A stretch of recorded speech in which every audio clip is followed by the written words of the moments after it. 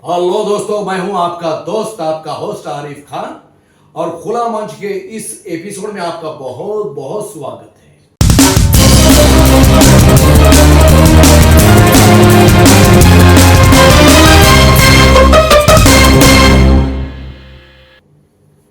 प्रेमा जी, खुला मंच विद आरिफ खान में आपका बहुत बहुत स्वागत है। और आप एक बहुत अच्छी सोशल वर्कर तो है, लेकिन जिंदगी के कई साल कई बरस आपने पॉलिटिक्स को भी दिया है, पॉलिटिक्स में भी जिया है। तो आजकल जो हमारे महाराष्ट्र में उथल पुथल चल रही है, उस विषय में आपका क्या कहना चाहोगी? पहले तो आपने मुझे खुला मंच में जो बुलाया और इतना रिस्पेक्ट दिया, उसके लिए मैं आपको धन्यवाद बोलती हूँ। अब आती हूँ मैं आपके जवाब में जी। अभी जो मैंने 2003 से जो सोशल वर्क किया, तो उसमें बहुत ज़्यादा मैंने संघर्ष किया, उसमें मुझे बहुत तकलीफ भी आई, मगर सोशल वर्क मैंने बहुत स्ट्रॉन्ग से किया। मगर अब जो आपने पूछा कि अभी जो ये चल रहा है, इलेक्शन का जो अब हुआ है और ये चल रहा है, तो अभी ये है कि अभी 1 साल से मैं उद्धव साहब के शिवसेना में थी। तो अभी आई हूँ, 1 साल हुआ। बाकी तो मेरा 18 साल पूरा कांग्रेस में गया। तो अब जो ये हमारा इलेक्शन हुआ न्यू बॉम्बे में, पनवेल जिले में, जो रायगढ़ जिला भी आता है, पनवेल जिला हो गया अभी। तो इसमें थोड़ा सा ऐसा हुआ कि जो 50 साल से आरसी गरत सर जो थे, 50 साल से कट्टर शिवसैनिक, तो ये बात ऐसी हुई कि जब वो कट्टर शिवसैनिक है क्या, और उनका फेस पब्लिक जानती है, उनके काम पब्लिक जानती है, उन्होंने करोड़ों रुपए खर्च भी किया। आज अगर आप उनका ऑफिस देखते हैं तो करोड़ों का उनका ऑफिस है। वो बंदा 50 साल से वो राजकारण पूरा, उसने कोई पार्टी चेंज नहीं किया, कट्टर शिवसैनिक। तो ये बात देखो, हम तो ज्यादा उनके उद्धव साहब के लिए नहीं बोल सकते, मगर जो उनका आरसी अपना शिरीष गरत दादा का जो फेस है, शिरीष गरत दादा का जो फेस है, जो पब्लिक जानती है उनको, पनवेल जिला पूरा जो पब्लिक उनको जानती है, वो आज नए चेहरे को नहीं जानेगी। और यहाँ पे उद्धव साहब की गलती हम नहीं बोल सकते, वो बड़े आदमी, फिर भी हम बोलेंगे क्योंकि हम सोशल वर्कर की। वहां पे ये गलती उद्धव साहब की हुई, जो एक नया चेहरा बीजेपी से आया, उन्होंने उसको टिकट दिया। अच्छा, बीजेपी से शिवसेना में आया। उसकी वजह से क्या हो गया, जब उनको टिकट नहीं मिला तो सब तो उनको ही जानते हैं ना, नए चेहरे को तो जानेगी नहीं पब्लिक। और टाइम उसमें कम था, टाइम पीरियड कम था, तो पब्लिक को हम दिखाएंगे कहां से कि ये नया चेहरा इसके लिए है, तो वो भी हम कवर नहीं कर पाए। अब अपक्ष में जो ठहरा था वो वोट काट लिया वहां पे उसका, इसमें बीजेपी का फायदा हो गया। नुकसान में कौन हो गया? आखिर उद्धव साहब का बंदा ही हो गया ना। मतलब आप ये कहना चाहती है कि उद्धव साहब की बहुत बड़ी गलतियां इस इलेक्शन में हुई। इसीलिए इस उथल पुथल में उद्धव साहब, यानी कि आप जिस शिवसेना में है, उद्धव शिवसेना में, तो उनकी हार का मकसद यही था। एक मैं पार्टी की बात नहीं कर रही, एक सोशल वर्क के हिसाब से मैं बात कर रही हूँ कि मुझे वहाँ का नहीं समझ में आया कि भाई जब 50 साल से कट्टर शिवसैनिक है और वो जीत कर आ रहे थे बार बार, वो कट्टर शिवसैनिक है क्या, अगर उसको महत्व नहीं दिया जा रहा है तो हम तो सोच ही नहीं सकते ना हमारे लिए। उद्धव शिवसेना से आपका दिल टूट चुका है। अब ये दिल जोड़ने के लिए कौन सी सेना आप ज्वाइन करने में इंटरेस्टेड है?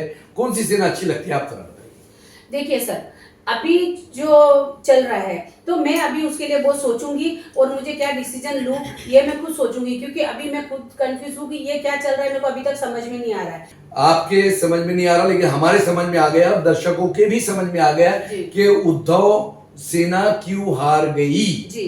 क्योंकि ये एक जगह की गलती है, 288 सीटों पर कहां का उद्धव सेना ने गलती की, जिसका नतीजा आज हमारे सामने है दोस्तों। अच्छा, ये बताइए कि बीजेपी की ज्यादा सीटें आई, शिंदे साहब की ज्यादा सीटें आई, अजीत दादा की सीटें ज्यादा आई, तो ये बताइए कि आपको इलेक्शन से पहले ये अनुमान था या एकदम अचानक कुछ ट्विस्ट आ गया, कहानी में चेंज हो गया? नहीं, हमको बिल्कुल नहीं था, हमको बिल्कुल ये था कि महाविकास आघाड़ी आएगा, क्योंकि किसी को नहीं था, हमको नहीं, किसी को नहीं था बिल्कुल क्या। और जैसा ही स्टार्ट हुआ तो बहुत अच्छे वोटिंग से महाआघाड़ी जीत रही थी और एकदम से बाजी पलट गई और इनके पूरे आगे जाने लगे, सब लोग का पूरा वोटिंग इनका आगे जाने लगा। तो सब शौक है कि इतना जल्दी कैसा हो गया। अभी कल की एक घटना है जी,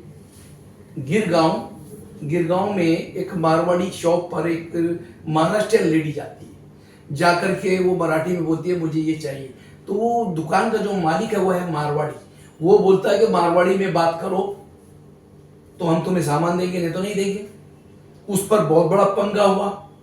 और मैं इसलिए पूछ रहा ये सवाल कि आप खुद एक मारवाड़ी है जी, मारवाड़ी समाज से आती है, जी।